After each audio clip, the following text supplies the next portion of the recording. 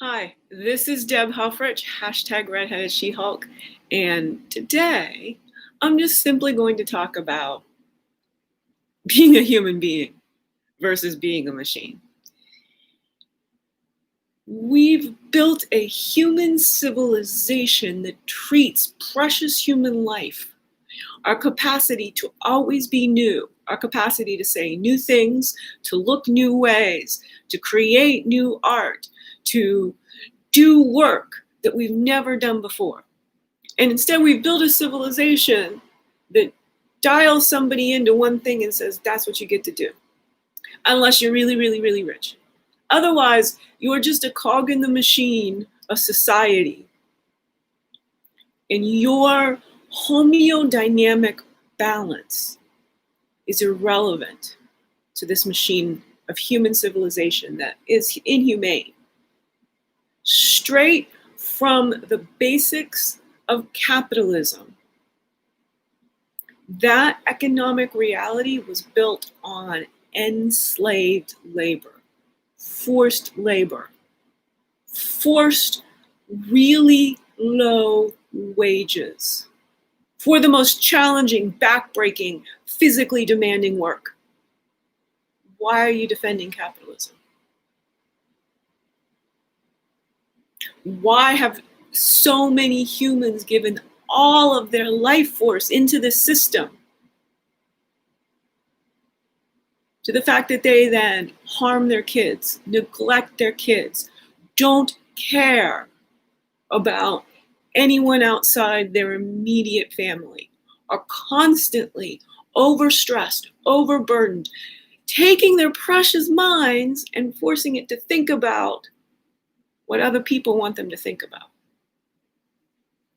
It's not the optimal way to run a species like Homo sapiens sapiens. We are literally here to create, to move, to embody as we sing and dance and play. Being creative is playing, and play is the optimal state of human experience. You don't believe me? Go check out flow states. Go check out stream of consciousness. Check out all of the new research on altered states of consciousness. These things are not once in a lifetime spiritual. Oh, no, that's only when you force people into cubicle captivity. Assembly line type of work. When you free human minds and bodies to play and create, well, that's when incredible things happen. We need to come away from the math of stuff, the math of counting, and step into the math of life. 1 + 1 = 3. 1 female plus 1 male equals a third baby. That's reproduction. And the intelligence of reproduction has been coalesced in the word evolution. Evolutionary logic is what I, as the globe's original well-being philosopher, utilize to look at absolutely everything about human civilization and come to more concise questions that lead to a better future for all humans, all 7.8 billion humans around the globe, most especially the humans in Africa, most especially the darker skinned humans throughout the whole diaspora. We're all Africans ancestrally. And we need to start acting like it. We need to unite as one species to deal with the coronavirus pandemic. We are doing a horrible job. Think this is going to end? You better start loving every human you interact with. Better start helping people who are in desperate, dire straits. We need to band together as one species, or else this is our reality.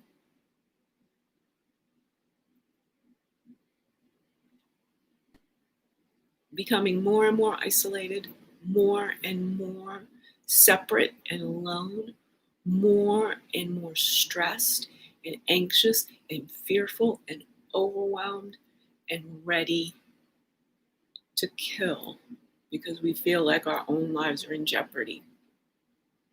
We built this civilization to be like this. All we got to do is spread some money around.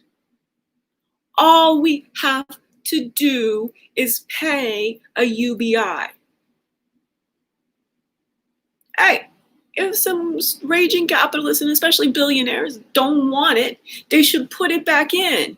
And there should be a fund of those who don't need it, who say, all right, I got this, I'm cool. Then that comes back in, and then that gets spread amongst the 80% of the world who does need a basic income.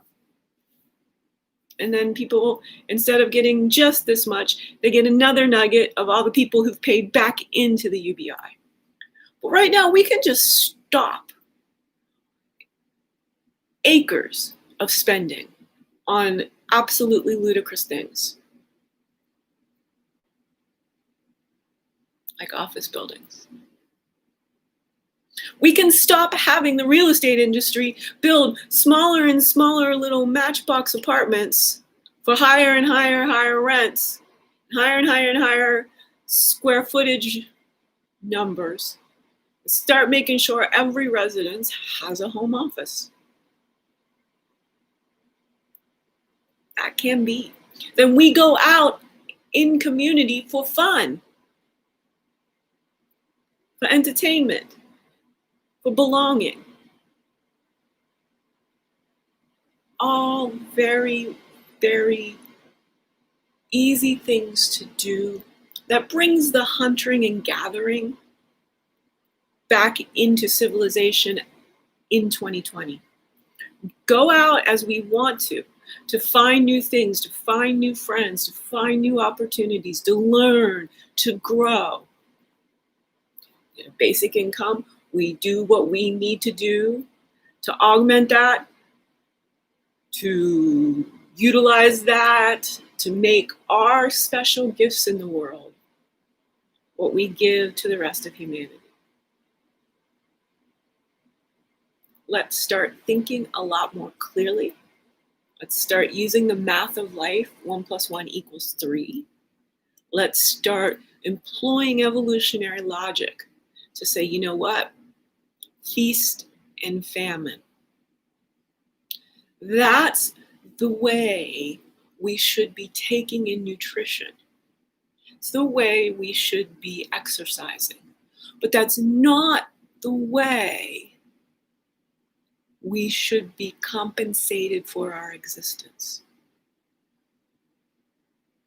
We should all be compensated at a basic level because we exist. We're in the transition.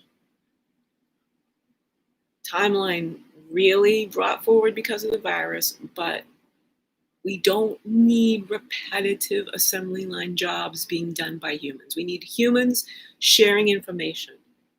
We need humans coming and getting the cutting edge of neuroscience and quantum physics and explaining what that means about human potential.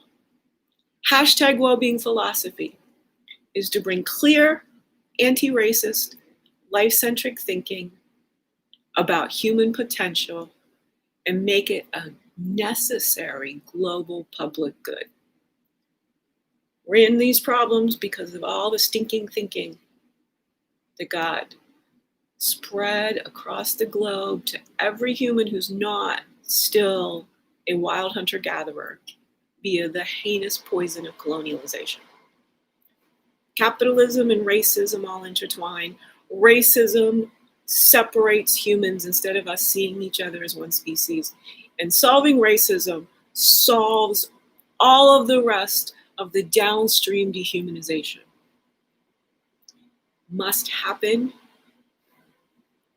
urgently. If you support me, I got a plan. We'll do that for the next, let's just say, 5 years, we can end racism. This has been Deb Helfrich, over and out.